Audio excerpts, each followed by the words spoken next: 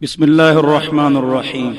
عن جابر رضي الله عنه قال كان رسول الله صلى الله عليه وسلم يعلمنا الاستخارة في الأمور كما يعلمنا السورة من القرآن، يقول: إذا هم أحدكم بالأمر فليركع ركعتين من غير الفريضة ثم ليقل: اللهم إني أستخيرك بعلمك وأستقدرك بقدرتك وأسألك من فضلك العظيم فإنك تقدر ولا أقدر وتعلم ولا أعلم وأنت علام الغيوب. اللهم إن كنت تعلم أن هذا الأمر خير لي في ديني ومعاشي وعاقبة أمري، أو قال في عاجل أمري وآجله، فاقدره لي ويسره لي ثم بارك لي فيه. وإن كنت تعلم أن هذا الأمر شر لي في ديني ومعاشي وعاقبة أمري، أو قال في عاجل أمري وآجله، فاصرفه عني واصرفني عنه واقدر لي الخير حيث كان ثم أرضني به. قال: ويسمي حاجته. رواہ البخاری. بخاری شریف میں حضرت جابر بن عبداللہ رضی اللہ عنہ سے مروی ہے، وہ فرماتے ہیں کہ پاک پیغمبر محمد مصطفیٰ احمد مجتبیٰ صلی اللہ علیہ وسلم ہم کو استخارہ کا طریقہ، دعا، نماز، کاموں میں، مختلف کاموں میں کرنے کے لیے اس طرح استخارہ کی نماز اور دعا پڑھاتے تھے، سکھاتے تھے، یاد کراتے تھے، جس طرح قرآن کی کوئی سورت ہم کو وہ یاد کراتے تھے اہمیت کے ساتھ۔ پاک پیغمبر فرماتے تھے، جب تمہارا کوئی کام پیش آ جائے تو تمہیں چاہیے کہ 2 رکعت نفل پڑھیں، لیکن فرض نہیں، نفل، من غیر الفریضہ، نفل، فرض نہیں۔ پھر یہ دعا پڑھ لیجئے: اللہم انی استخیرک بعلمک۔ یہ دعا میں نے پڑھ لی۔ ترجمہ: اے اللہ، بے شک میں آپ سے خیر طلب کرتا ہوں آپ کے علم کو مد نظر رکھ کر، اور آپ قادر ہیں اپنی قدرت کے مطابق فیصلہ فرما کر، اور میں آپ سے عظیم فضل چاہتا ہوں، اس کا سوال کرتا ہوں۔ بے شک تو قادر ہے اور میں قادر نہیں، اور بے شک تو جانتا ہے اور میں جانتا نہیں، اور آپ تمام غیبوں کے جاننے والے ہیں۔ غیبوں کو جاننے والی ذات صرف اور صرف اللہ کی ہے۔ اللہم، اے اللہ، اگر آپ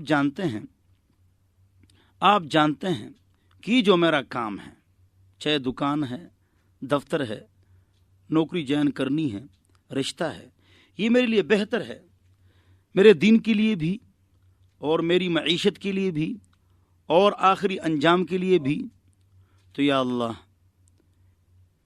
اس کام کو میرے لیے مقدر فرما، اور اس کام کو میرے لیے آسان فرما، اور یا اللہ پھر اس میں برکت بھی عطا فرما۔ اور یا اللہ، اگر آپ جانتے ہیں، ہم تو جانتے نہیں، کہ یہ کام میرے لیے شر ہے، مصیبت ہے، تکلیف ہے، میرے دین کے معاملے میں اور میری معیشت کے معاملے میں اور آخری انجام کے معاملے میں، تو یا اللہ وہ کام مجھ سے دور کر دیجیے، اور مجھے بھی اس کام سے دور کر دیجیے، اور وہاں پر میرے لیے کام فرما لیجیے، معاملہ بنا دیجیے جہاں پر میرے لیے خیر ہو، اور پھر آپ مجھ سے راضی بھی ہو جائیے اور مجھے راضی کر لیجیے۔ فرماتے ہیں کہ جب یہ جملہ آئے، فلانا کام، جس کام کے لیے آپ استخارہ کر رہے ہیں، تو آپ اپنی حاجت کا نام لے سکتے ہیں۔ اس کو روایت کی ہے بخاری نے اپنی کتاب الصحیح البخاری میں۔ مشکات میں بھی جلد نمبر 1 صفحہ 119 پر یہ حدیث موجود ہے۔ یہ جو حدیث ہم نے پڑھ لی، اس حدیث سے چند باتیں ہمارے سامنے آ گئی۔ ایک یہ بات کہ حضور اکرم صلی اللہ علیہ وسلم استخارے کا اہتمام فرماتے تھے۔ 2، کوئی کام کرنا ہو تو صحابہ کو استخارہ کا طریقہ بتاتے تھے، اور استخارہ کی دعا اس طرح پڑھواتے تھے اور یاد کرواتے تھے جس طرح قرآن کی سورت، اور فرماتے تھے کہ 2 رکعت نفل پڑھیے اور یہ دعا پڑھ لیجیے۔ تو پوری حدیث عربی متن کے ساتھ اور اس کا ترجمہ آپ نے سن لیا۔ شریعت آسان ہے کے حوالے سے ہم سارے یہ پروگرام سن رہے ہیں، اور یقیناً بعض بے علم یا علم رکھنے کے باوجود غلط چیزیں لوگوں میں عام کر دیتے ہیں۔ تو استخارہ کے موضوع پر یہ ہمارا دوسرا پروگرام ہے، جس کے اندر حضور اکرم صلی اللہ علیہ وسلم نے جو استخارہ کا طریقہ بتا دیا ہے، پوری حدیث آپ نے سن لی غور سے۔ اس میں کہیں پر یہ بات نظر آئی ہے کہ استخارہ کسی اور سے کرواؤ؟ نہیں۔ اس حدیث میں کیا یہ بات آئی ہے کہ پھر سو جاؤ؟ نہیں۔ اس حدیث میں کیا یہ بات آ گئی کہ رات کو کرو؟ نہیں۔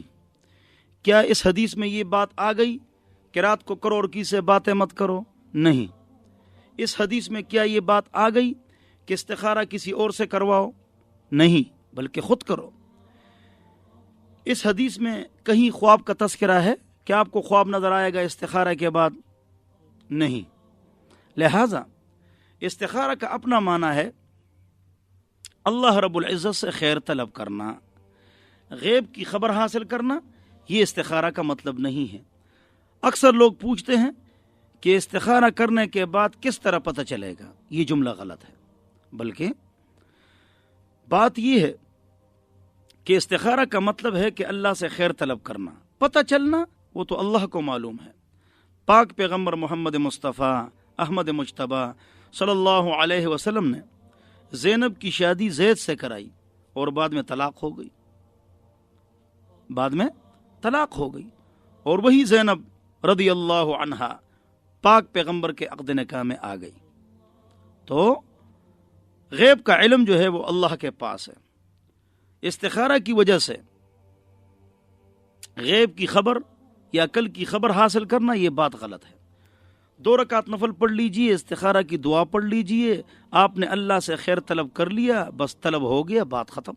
بس پتہ کس طرح چلے گا؟ اس کا جواب یہ ہے کہ اس کے بعد آپ مشورہ کر لیجئے۔ حدیث شریف کے اندر آتا ہے جو آدمی استخارہ اور مشورہ کرتا ہے وہ نادم، خاسر اور نامراد اور نقصان والا نہیں ہوتا ہے۔ لہذا اس کے بعد مشورہ کر لیجئے۔ استشارہ، ایک ہے استخارہ اور ایک ہے استشارہ۔ استخارہ کا مطلب میں نے بتا دیا۔ استشارہ کا معنی ہے مشورہ لینا۔ المستشار مؤتمن، جس سے مشورہ لیا جا رہا ہے اس کے پاس ایک امانت رکھی ہوئی ہے، لہذا وہ صحیح مشورہ دے اور غلط مشورہ نہ دے۔ تو مشورہ جو ہے وہ استخارہ سے افضل ہے۔ مشورہ جو ہے وہ استخارہ سے افضل ہے۔ مشورہ کس سے کرو گے؟ دکان کے لیے آگے پیچھے پڑوسی، دوست، ساتھی، احباب جو اس کام کو جانتے ہیں وہ جو مشورہ آپ کو دے دیں اس پر عمل کریں، اور رشتے کے لیے لڑکے یا لڑکی کے بارے میں معلومات کریں۔ غلطیوں سے سب پاک نہیں ہیں، ہر ایک میں غلطی ہوتی ہے۔ مجموعی اعتبار سے وہ لڑکا یا لڑکی اگر اچھی ہے، محلے کی امام، وہاں کے افراد جو سنجیدہ لوگ ہوں ان سے مشورہ کیجئے، وہ جو مشورہ دے دیں، اور گھر کے اکثر افراد تو اس پر عمل کیجئے۔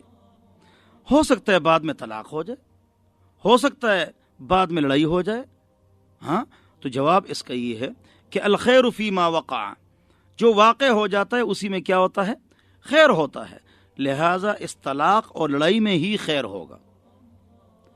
عسى ان تحبوا شيئا وهو شر لكم وعسى ان تكرهوا شيئا وهو خیر لكم۔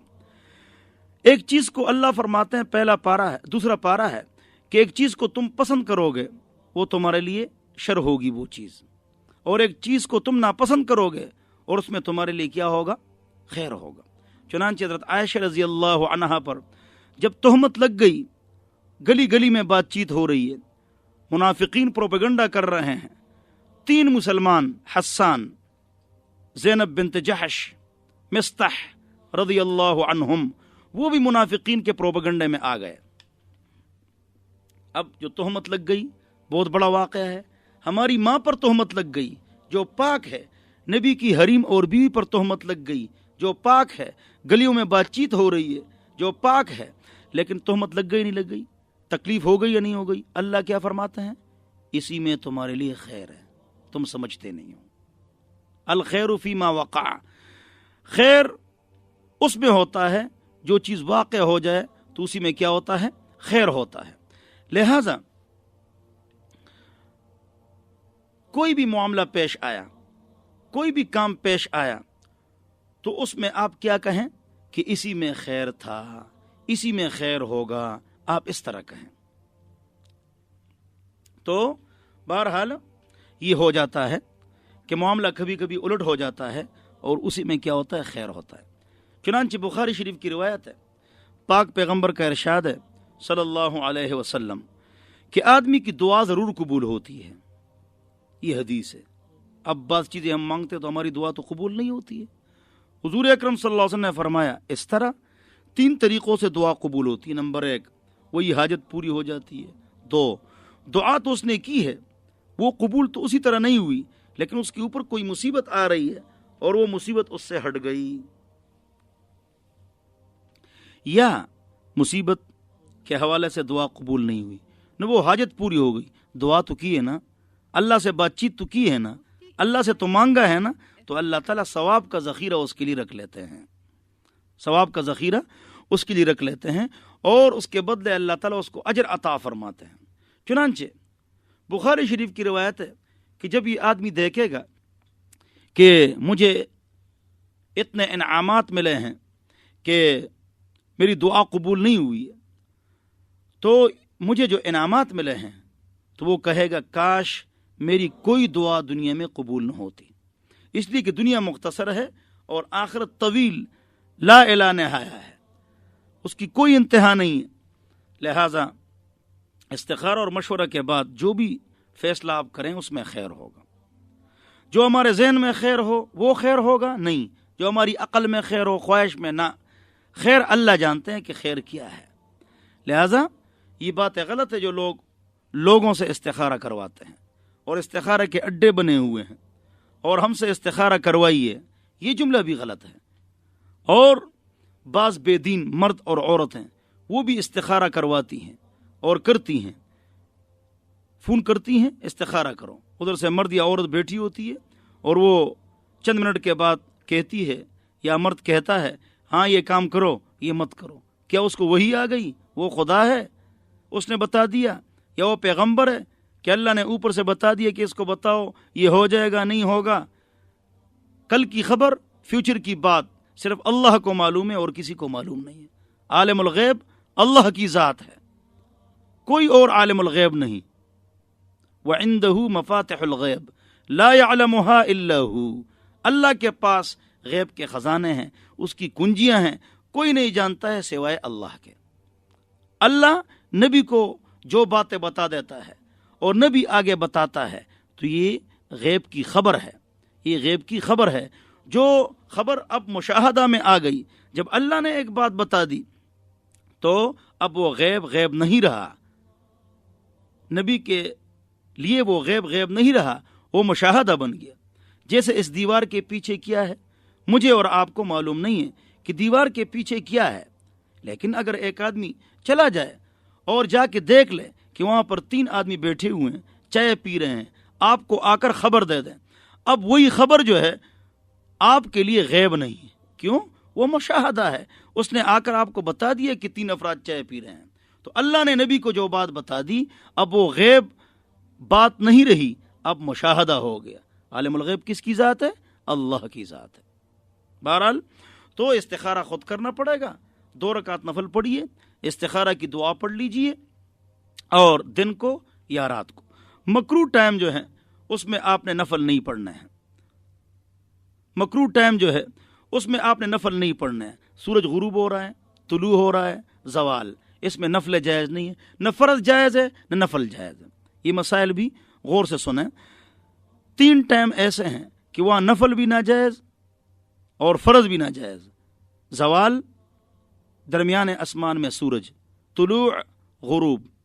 اور ایک ٹائم ایسا ہے، 2 ٹائم ایسے ہیں کہ وہاں پر نوافل ناجائز ہے، قضا نماز جائز نہیں ہے. 2 ٹائم ایسے ہیں کہ ان میں قضا نمازیں تو جائز ہیں لیکن نوافل درست نہیں ہیں. وہ کون سے ٹائم ہیں 2؟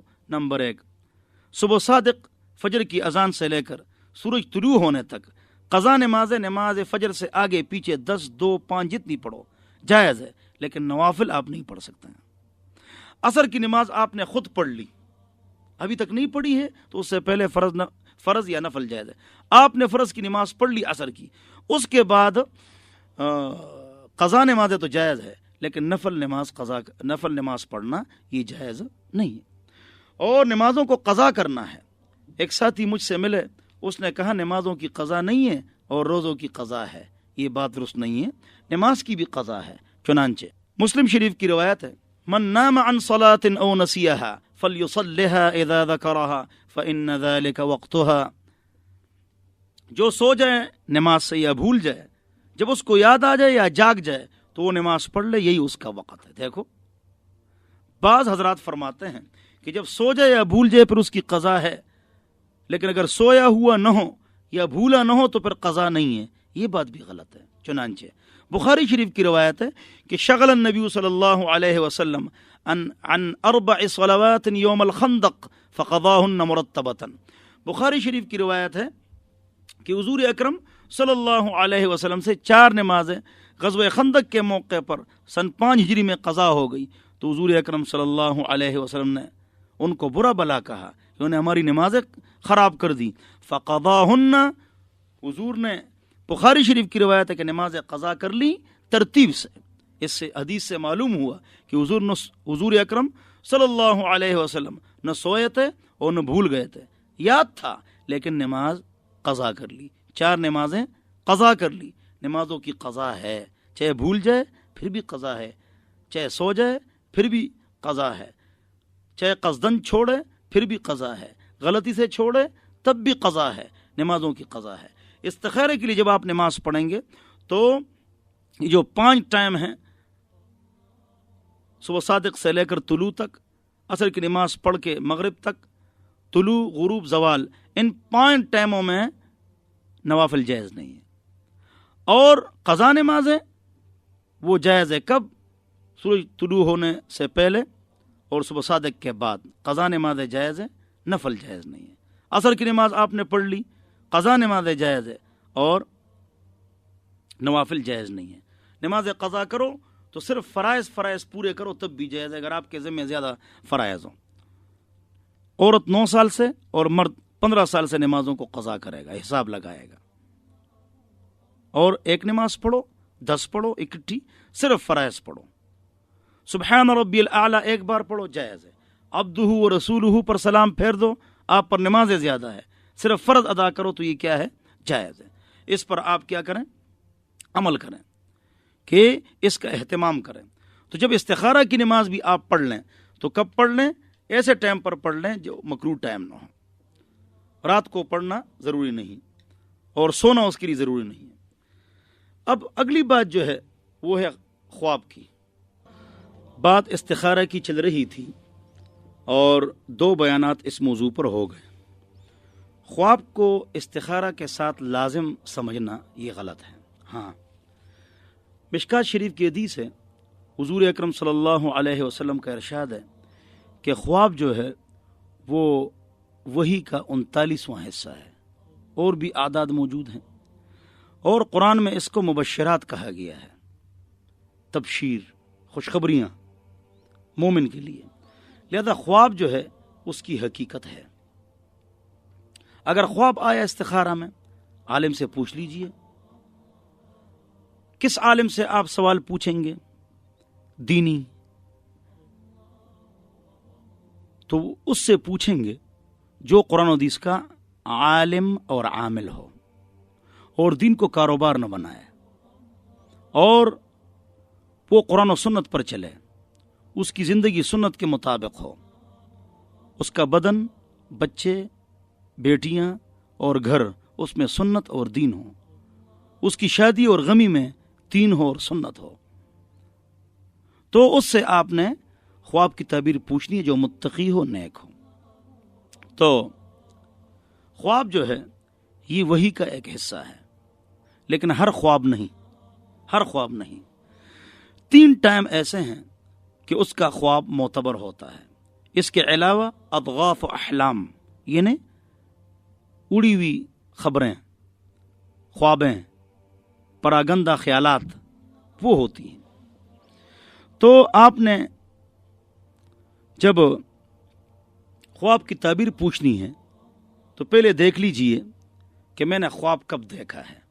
تو اس کے لیے 3 ٹائم ہیں۔ نمبر 1 فجر کی اذان سے پہلے، نمبر 2 ظہر کی نماز اذان سے پہلے، نمبر 3 جمعے کی نماز کے بعد، جمعے کی نماز کے بعد فجر کی اذان سے پہلے اور ظہر کی نماز سے پہلے قیلولہ میں جو آدمی خواب دیکھتا ہے۔ عام دنوں میں زور سے پہلے سونا یہ سنت ہے قیلولہ، اور جمعے کے دن جمعے سے پہلے نہیں، بعد میں سونا سنت ہے قیلولہ۔ لہذا یہ جو 3 ٹائم ہیں اس میں جو خواب ہوتا ہے وہ سچا ہوتا ہے۔ اور کس سے پوچھو گے؟ جو خواب کی تعبیر جانتا ہو۔ ہر کسی سے نہ پوچھو، جو بھی خواب کی تعبیر پر زبان ہلائے گا وہی کچھ ہوگا۔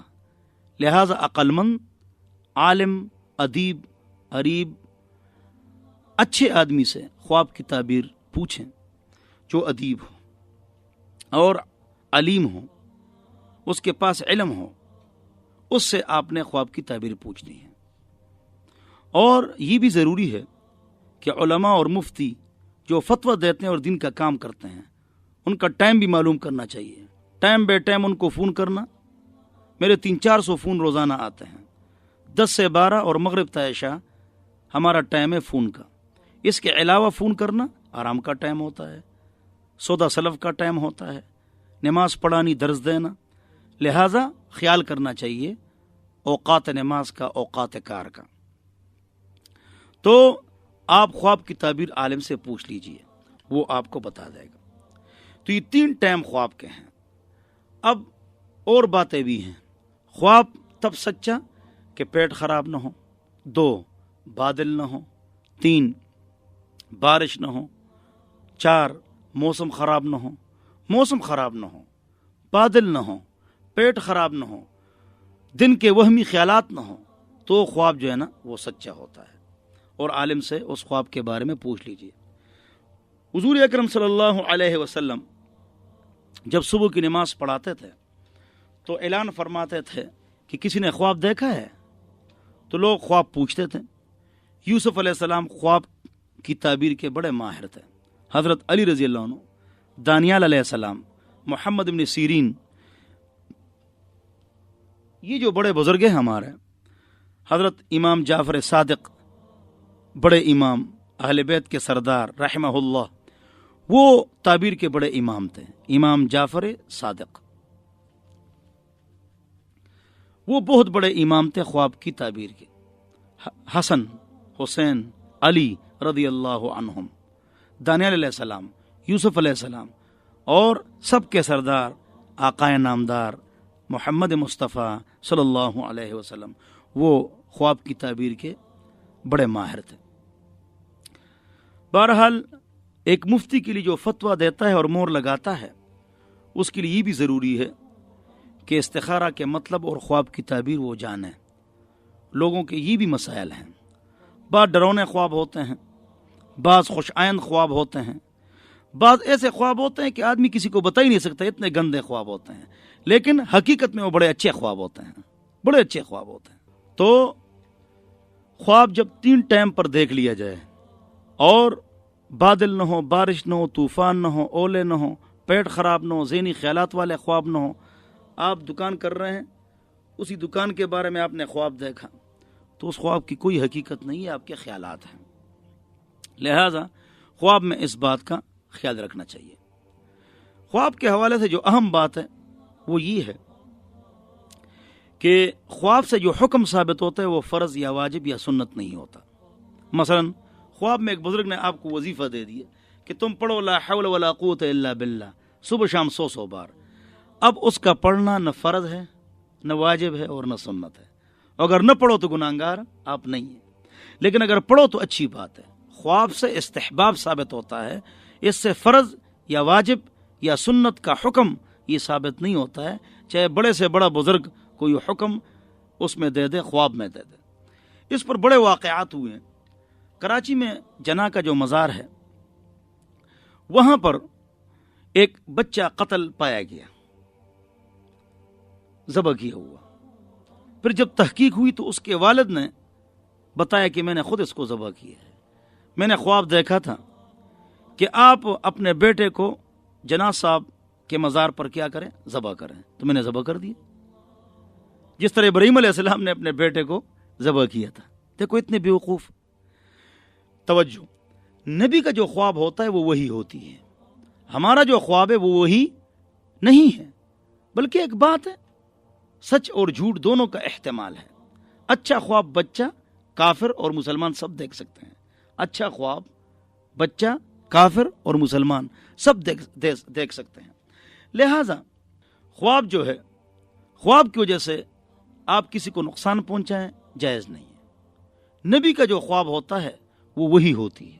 چنانچہ پاک پیغمبر محمد مصطفیٰ صلی اللہ علیہ وسلم کا ارشاد ہے، ان عینای تنامان ولا ینام قلبی، میری آنکھیں تو سوتی ہیں لیکن میرا دل نہیں سوتا۔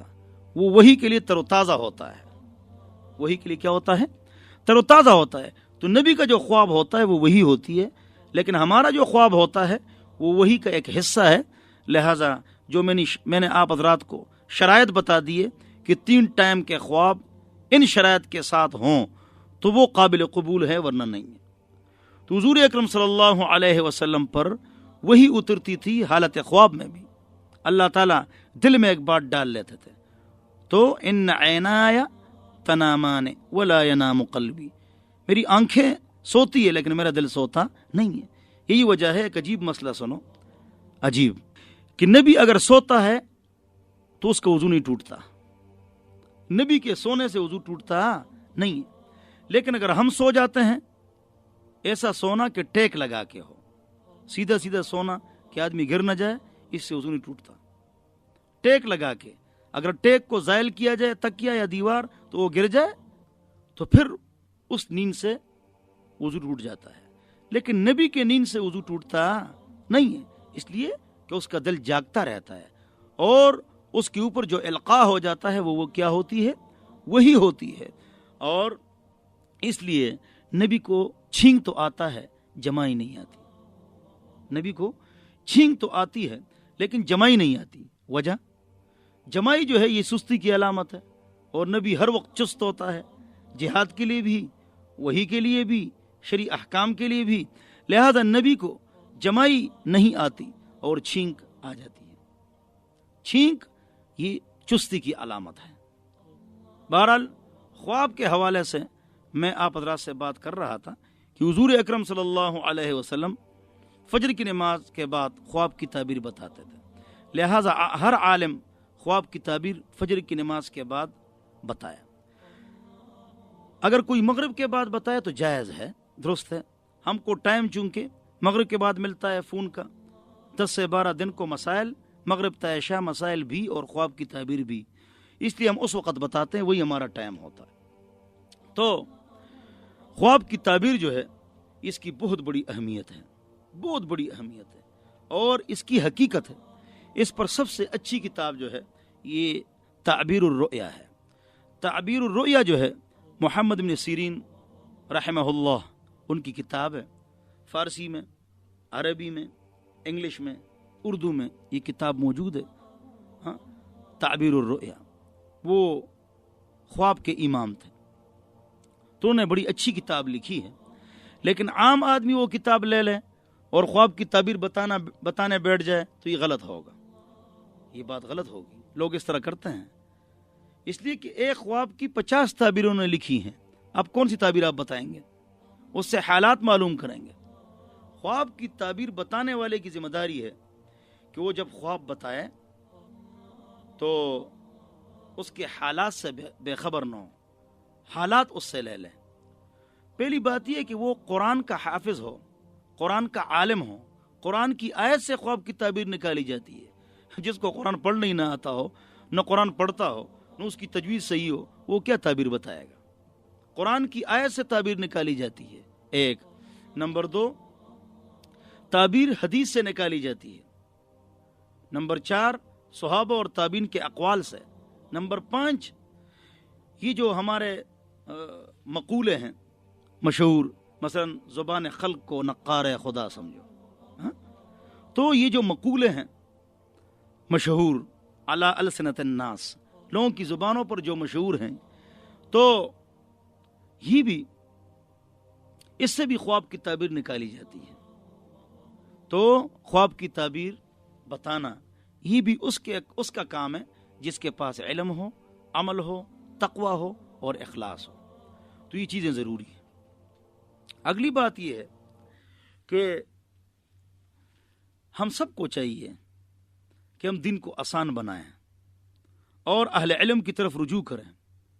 میں افسوس سے کہوں گا کہ خواب کی تعبیر کے لیے کچھ جگہیں ہیں، استخارہ کے لیے کچھ اڈے ہیں، لوگوں نے بنائے ہوئے ہیں. استخارہ تو خود کرنا پڑے گا.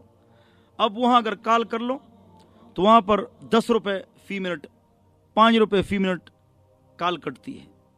تو گویا کہ خواب اور استخارہ کے حوالے سے وہ تو پیسے کما رہے ہیں.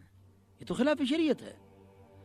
اور بے دین لوگ، دین سے ناواقف، ناظرہ قرآن ان کو پڑھنا نہیں آتا، قرآن صحیح طریقے سے پڑھ نہیں سکتے ہیں، نبی اور صحابہ کا نام غلط بتاتے ہیں، صحیح نہیں بول سکتے ہیں، لیکن ان کو شوق ہے کہ ہم میڈیا پر آئیں، ٹی وی پر آئیں، ریڈیو پر آئیں اور ہم جو ہے نا خواب کی تعبیر اور استخارہ بتائیں. یہ فضول باتیں ہیں، اس سے لوگ خراب ہوتے ہیں. اللہ ہم سب کو عمل کی توفیق عطا فرمائے، دین پر چلنے کی توفیق نصیب فرمائے. آپ حضرات کے سامنے اس موضوع پر بھی بات کرنی ہے. یہ جو کالا علم اور جادو ہے، اس کا علاج، کالا علم اور جادو اور بندش، اس پر بھی بات کریں گے انشاءاللہ. اس نام پر بھی بہت لوگ بیٹھے ہوئے ہیں بیٹھکوں میں اور گھروں میں اور خوب پیسے بٹور رہے ہیں. کوئی کہتا ہے زعفران لے آؤ، کوئی کہتا ہے جنا کالے بکرے کا سر لے آؤ، کوئی کہتا ہے سینگ لے آؤ، کوئی کہتا ہے 12 سنگھ کی جنہیں سینگ لے آؤ. پتہ نہیں کیا کچھ کہتے ہیں لوگوں کو. نفسیاتی مریض، سائیکالوجی مریض، ڈپریشن کے مریض لوگوں کو بنا دیا ہے. میں آپ حضرات کے سامنے کالا علم اور جادو کا علاج اور عامل کی حقیقت، کہ عامل کی کیا حقیقت ہے، عامل کی حقیقت، کالے علم کا علاج، جادو کا علاج جو قرآن و حدیث میں صراحتاً موجود ہے، وہ آپ کو بتاؤں گا. پھر ایسے عامل کے پاس جانے کی ضرورت نہیں جو پیسے لیں، غیب کی خبریں بتائیں اور کل کی باتیں بتائیں اور اس کو کاروبار بنائیں. تو ان کے پاس جانے کی ضرورت نہیں. اگر یہ وظائف جو میں آپ کو بتاؤں گا وہ آپ پابندی سے کریں تو انشاءاللہ آپ کالے علم اور جادو سے محفوظ ہو جائیں گے. اللہ رب العزت ہم سب کو قرآن اور نبی کی سنت پر عمل کی توفیق عطا فرمائے. وآخر دعوانا ان الحمدللہ رب العالمین. اللهم صل على سيدنا محمد وعلى آله وصحبه وسلم.